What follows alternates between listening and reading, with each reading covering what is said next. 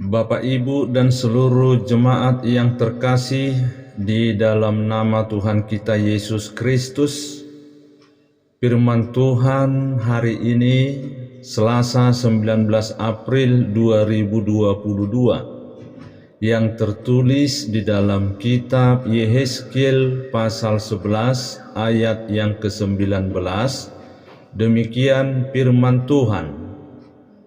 Aku akan memberikan mereka hati yang lain dan roh yang baru di dalam batin mereka.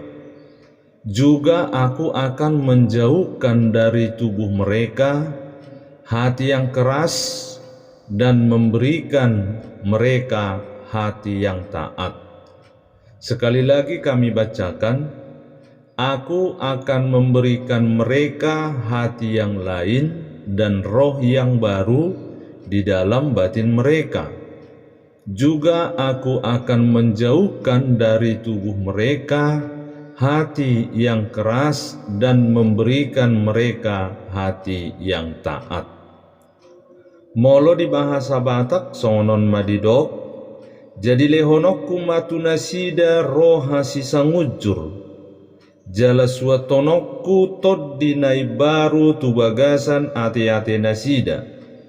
Jala paholangokku marohabatu siad daging nasida. Jala lehonokku ma tu nasida roha sibuk.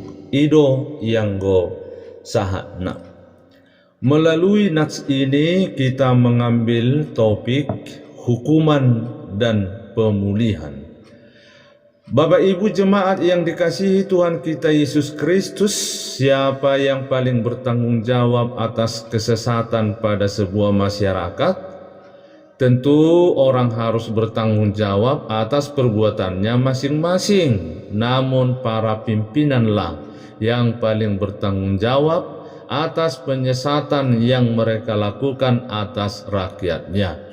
Jika kita baca teks Yehezkiel 11 ayat 1 sampai 25 secara keseluruhan, di sana diceritakan ada seorang pemimpin yang bernama Yaasanya bin Asur dan Pelaca bin Benaya dituduh telah menyesatkan penduduk Yerusalem dengan menyatakan bahwa kota itu bagaikan periuk yang melindungi daging di dalamnya dari api tungku.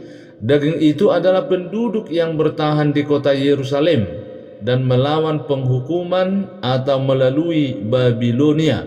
Siapa yang berani menentang kedua pimpinan itu akan dibinasakan. Ayat 6. Tuhan menegaskan melalui Yehezkiel bahwa justru mereka yang akan dibinasakan oleh kedua pemimpin jahat itu yang di mata Tuhan akan selamat.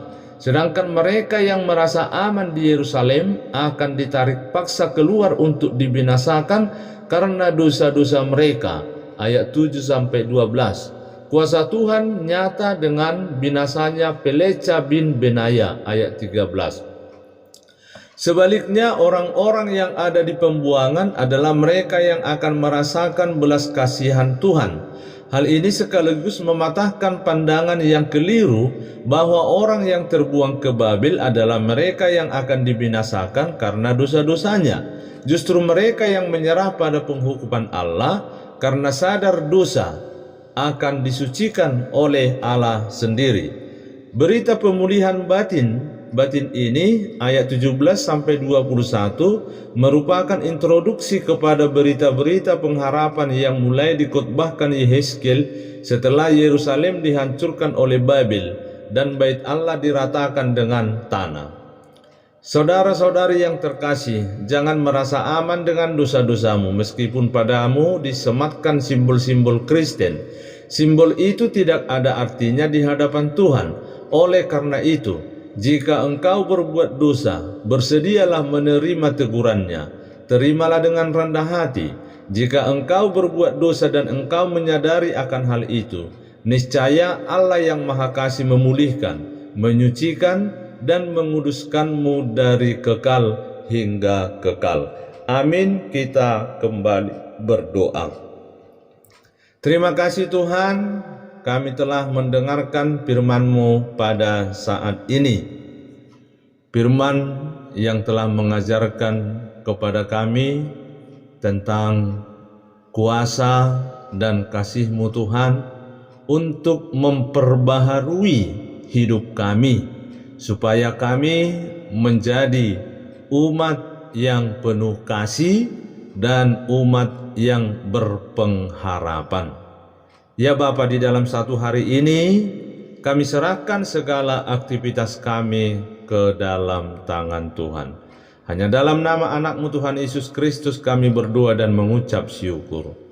Amin. Anugerah Tuhan kita Yesus Kristus, kasih setia Allah Bapa dan persekutuan Roh Kudus menyertai kita semua. Amin. Selamat beraktivitas bagi kita semua. Tuhan memberkati. Horas.